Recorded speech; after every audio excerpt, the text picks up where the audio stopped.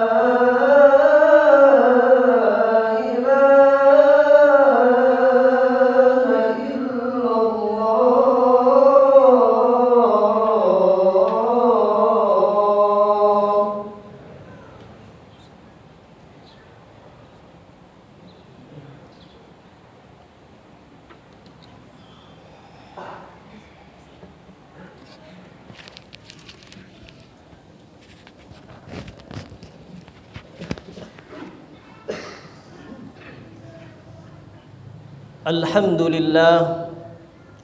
Alhamdulillahilladzi ittakhadha Ibrahima khalila wa ja'ala lahu wa dhurriyyatahu lisana sidqin aliyya. Wassalatu wassalamu ala man istafahu nabiyya wa rasula. Wa ashhadu an la ilaha illallah wa ashhadu anna Muhammadan abduhu wa rasuluh. Allahumma fasalli wa sallim wa barik wa an'im ala hadha an-nabiyyil karim sayyidina wa habibina wa maulana Muhammadin wa ala alihi wa ashabihi ajma'in. Amma ba'du, fa ya ibadallah, usikum wa iyaya bitaqwallah, faqad fazal muttaqun. Qala ta'ala fi muhkami tanzilih mudzakiran bidzalik. A'udzu billahi minasy syaithanir rajim. Ya ayyuhalladzina amanu taqullaha haqqa tuqatih wa la tamutunna illa wa antum muslimun. Ma'asyiral muslimin, jamaah salat Jumat yang dirahmati Allah Subhanahu wa taala. Segala puji hanya milik Allah, pencipta bintang, bulan, langit dan bumi serta seluruh yang ada di dalamnya. Segala puji bagi Allah yang telah memberikan kita nikmat yang begitu banyak. Nikmat terbesar adalah nikmat hidayah. Pada kesempatan yang mulia ini, pada Sayyidul Ayyam, Allah memberikan kita hidayah yang patut kita jaga. Barangkali di antara kita ada yang 1 pekan penuh sibuk dengan urusannya, maka dia tidak sempat mendengarkan apapun nasihat dari agama ini. Maka Allah memberikan kesempatan itu pada hari Jumat, pada kesempatan yang mulia ini. Salawat dan salam mudah-mudahan senantiasa tercurah limpahkan kepada suri tauladan kita, guru besar kita, Nabi Muhammad sallallahu alaihi wasallam, serta para keluarganya, sahabatnya, para tabi'in dan pengikutnya yang senantiasa istiqamah menjalankan setiap yang diperintahkan oleh Allah dan Rasulnya dan mengikuti sunnah beliau sallallahu alaihi wasallam. Ma'asyiral muslimin rahimakumullah, kita masih berada di bulan yang mulia, tanggal 22 Dzulhijjah 1443 Hijriah. Maka masih sangat layak jika kita mempelajari pelajaran yang diambil dari kisah manusia terbaik, dari kisah ayahnya para nabi, yaitu Nabiullah Ibrahim alaihissalam. Beliau lahir di tanah Babilonia, sekitar 80 km ke arah selatan Baghdad. Saat itu penduduknya adalah sangat beragam, dari kalangan kaum paganis dan juga orang-orang yang menyembah bintang. Paganis adalah orang-orang yang menyembah berhala. Maka mereka menyembah Tuhan yang sesuai dengan keinginannya masing-masing. Mereka menyembah Tuhan yang tidak menghalalkan atau mengharamkan apapun. Mereka menyembah Tuhan yang tidak memperhitungkan amal perbuatan yang mereka lakukan. Namun yang paling sedih adalah ternyata yang memfasilitasi kaum paganis ini adalah ayahandanya tercinta, yaitu Azar. Ia yang menjadi produsen patung dan berhala pada saat itu. Ia memilih profesi ini karena perdagangan patung pada hari itu sangat menguntungkan. Maka Nabiullah Ibrahim diberikan oleh Allah petunjuk, sehingga ketika sebuah negeri banyak kekafiran, sebuah negeri banyak pemahaman yang melenceng, namun tidak juga ada seorang pun yang menyeru tentang ketauhidan, maka negeri itu akan senantiasa tenggelam selamanya. Maka Allah Subhanahu wa taala memberikan petunjuk kepada Nabiullah Ibrahim alaihi salam. Sebagaimana disampaikan dalam Al-Qur'an, "Walaqad ataina Ibrahima rusydah min qablu wa kunna bihi alimin." Dan sungguh kami telah memberikan kepada Ibrahim petunjuk sebelum Musa dan Harun, dan kami sesungguhnya mengetahui tentang siapa Ibrahim. Ma'asyiral muslimin rahimakumullah. Namun Azar tidak pernah tahu bahwa kelak anaknya lah yang akan menancapkan paku yang persis berada di jantung paganisme, bahwa anaknya lah yang akan menyebarkan risalah tauhid pada zaman itu. Maka Allah Subhanahu wa taala terus membimbing Ibrahim sehingga Nabiullah Ibrahim merenung, berfikir dengan sangat dalam. Beliau memperhatikan alam semesta, beliau memperhatikan bintang. Beliau mengatakan, ini adalah Tuhan. Karena keindahan bintang dengan kelap-kelipnya. Tetapi bintang ternyata lenyap, bintang ternyata hilang, maka Nabi Ibrahim tidak menyukai apapun yang lenyap. Bagaimana mungkin Tuhan hilang ketika makhluknya membutuhkannya? Maka kemudian paham bagi masyarakat yang menyembah bintang pun gugur oleh pemikiran Ibrahim. Kemudian datang bulan. Setelah bintang lenyap, dia melihat bulan yang sangat terang benderang, memancarkan cahayanya. Cahaya yang sangat menawan. Namun tentu saja bulan tidak lebih berbeda dari bintang. Bulan pun lenyap, bulan hilang, bulan tenggelam. Maka Nabi Ibrahim menyampaikan bahwa sesungguhnya jika ia tidak mendapatkan petunjuk, maka ia termasuk orang-orang yang sesat. Ma'asyiral muslimin rahimakumullah. Begitu bulan lenyap, tibalah siang. Maka saat siang datang, matahari melenyapkan kegelapan malam. Matahari lebih besar. Kata Nabi Ibrahim, "Hadza Rabbi, hadza akbar." Ini Tuhanku, ini lebih besar daripada bintang dan bulan. Namun apa daya, matahari bukan juga Tuhan. Matahari pun terbenam, matahari pun hilang. Maka Nabiullah Ibrahim dengan sangat mantap, dengan sangat yakin menyampaikan, "Wahai kaumku, sesungguhnya aku berlepas diri daripada apa yang kalian persekutukan. Inni wajjahtu wajhiya lilladzi fataras samawati wal arda hanifa wa ma ana minal musyrikin." Sesungguhnya aku menghadapkan wajahku kepada Tuhan yang menciptakan langit dan bumi, dan aku berserah diri kepadanya, dan aku bukan termasuk orang-orang yang musyrik.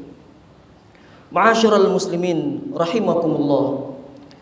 Maka Nabiullah Ibrahim setelah itu mengenal Allah, mengenal Tuhan alam semesta.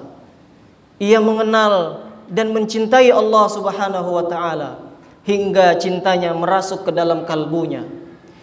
Hingga cintanya seperti darah yang merasuk ke dalam tubuh, seperti air yang merasuk ke dalam akar pohon.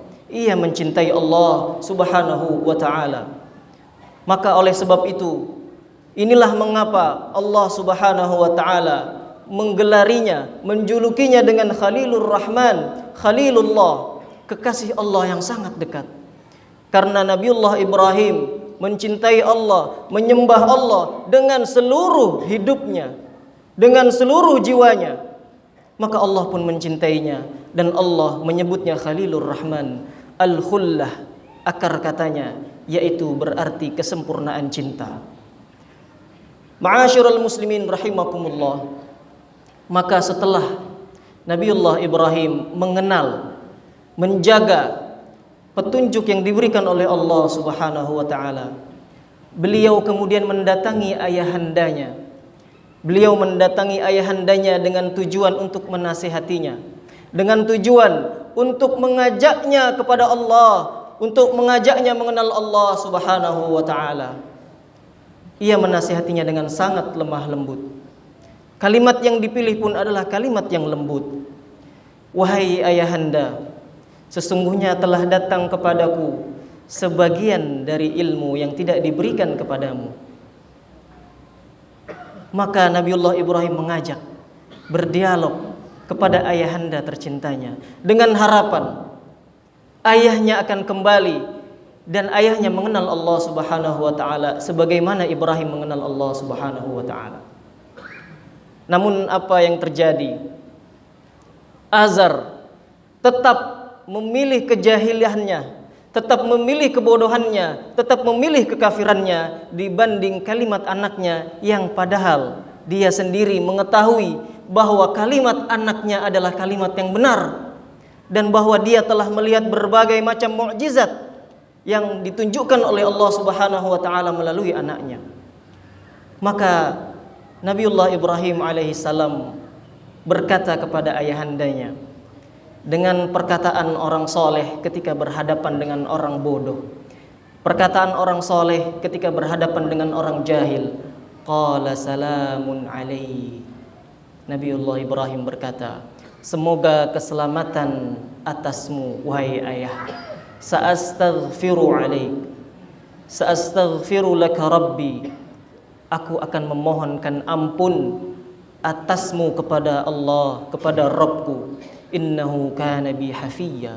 Sesungguhnya Allah kepadaku maha baik. Maka Nabiullah Ibrahim tidak serta-merta meninggalkan ayahnya.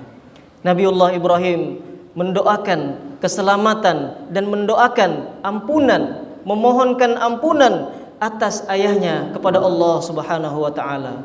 Maka Nabiullah Ibrahim terus melakukan itu sampai ayahnya wafat, sampai ayahnya meninggal dunia, tapi Nabi tetap dalam kekafiran. Maka saat itu Ibrahim sudah tidak lagi mendoakan ayahnya ketika ayahnya telah diketahui menjadi musuh Allah, yaitu mati dalam keadaan kafir. Ma'asyiral muslimin rahimakumullah. Maka setelah dia mendatangi ayahnya, ia pun mendatangi kaumnya. Ketika ia mendatangi kaumnya, ia berdialog, mendirikan hujjah, berargumen tentang patung-patung yang disembah. Sebagaimana kita tahu kisahnya, Nabiullah Ibrahim menghancurkan patung-patung yang ada di tempat pemujaan, sehingga disisakannya patung yang paling besar. Ketika mereka kembali, mereka mengatakan, wahai siapa yang melakukan ini? Sesungguhnya ia telah berbuat zalim. Maka dikatakan, sesungguhnya ada seorang anak muda yang selalu mengolok-olok patung kami yang disebut dengan Ibrahim. Maka panggil dia. Maka dipanggillah Nabiullah Ibrahim menghadap. Kemudian diklarifikasi, apakah betul engkau yang menghancurkan patung-patung ini wahai Ibrahim? Maka Nabiullah Ibrahim mengatakan, bahkan yang melakukan ini adalah yang paling besar. Coba kalian tanya. Maka dengan itu mereka pun menyadari bahwa mereka dalam kesesatan, tapi tetap mereka tidak mau begitu saja beriman. Mereka tetap tidak mau begitu saja kembali kepada Allah Subhanahu wa taala. Maka dengan penuh kekuasaan, dengan penuh kekerasan mereka mengatakan, bakarlah Ibrahim dan panggillah orang supaya melihat apa yang akan kita lakukan terhadapnya.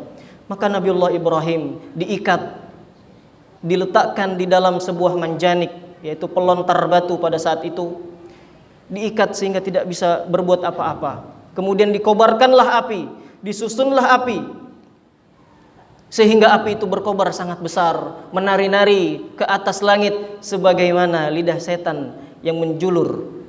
Maka setiap ada burung yang lari atau burung yang terbang di atas langit, kemudian terkena kobaran api, burung itu akan jatuh. Maka Nabiullah Ibrahim dilemparkan dengan penuh kehinaan oleh mereka. Mereka merasa mereka telah menghinakan Nabiullah Ibrahim. Maka Nabiullah Ibrahim dilemparkan seperti batu ke arah api yang berkobar sangat besar itu. Maka Allah Subhanahu wa taala bisa saja memerintahkan langit untuk menurunkan hujan. Allah bisa saja memerintahkan angin untuk berhembus. Allah bisa saja menggantikan posisi Ibrahim dengan posisi kaumnya.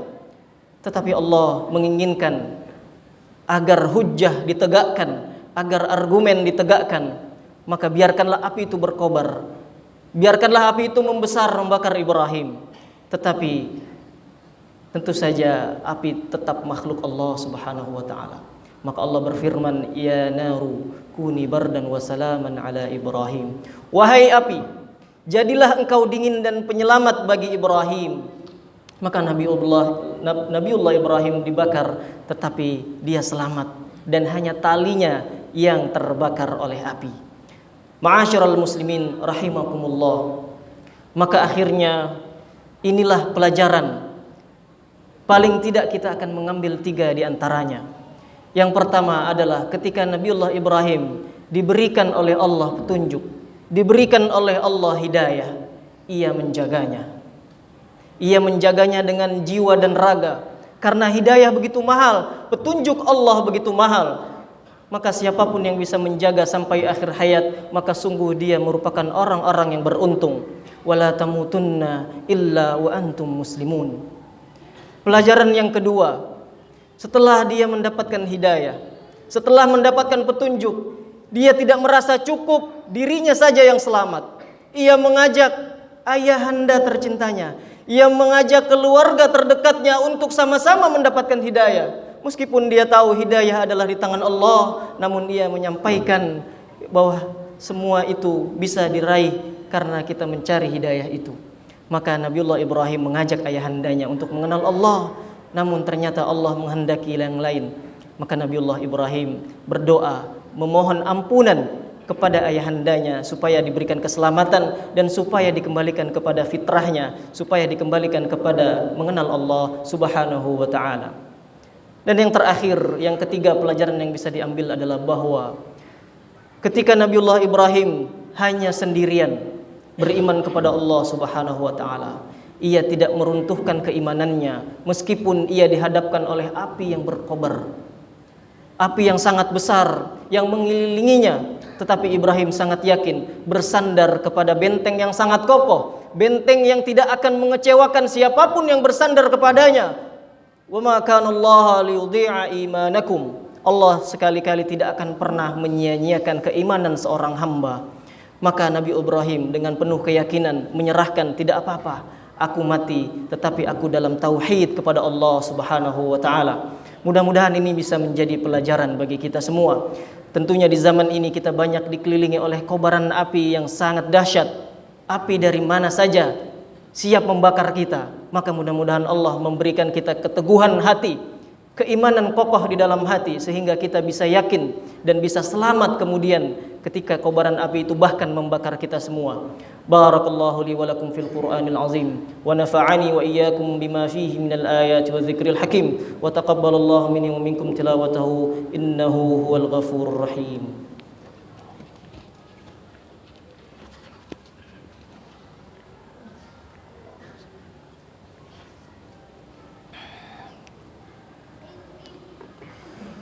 Alhamdulillahi wa kafa, wassalatu wassalamu ala sayyidil mustafa, sayyidina wa maulana Muhammadin wa ala alihi wa ashabihi ahli sidqi wal wafa. Ashhadu an la ilaha illallah wahdahu la sharika lah, wa ashhadu anna Muhammadan abduhu wa rasuluhu la nabiyya wa la rasula ba'da. Allahumma salli wa sallim wa barik ala sayyidina Muhammadin wa ala alihi wa ashabihi ajma'in. أما بعد فيا عباد الله أوصيكم ونفسي بتقوى الله وطاعته فقد فاز المتقون. قال الله تعالى في محكم تنزيله إن الله وملائكته يصلون على النبي يا أيها الذين آمنوا صلوا عليه وسلموا تسليما. اللهم صل وسلم وبارك على سيدنا محمد وعلى آل سيدنا محمد كما صليت على سيدنا إبراهيم وعلى آل سيدنا إبراهيم في العالمين إنك حميد مجيد.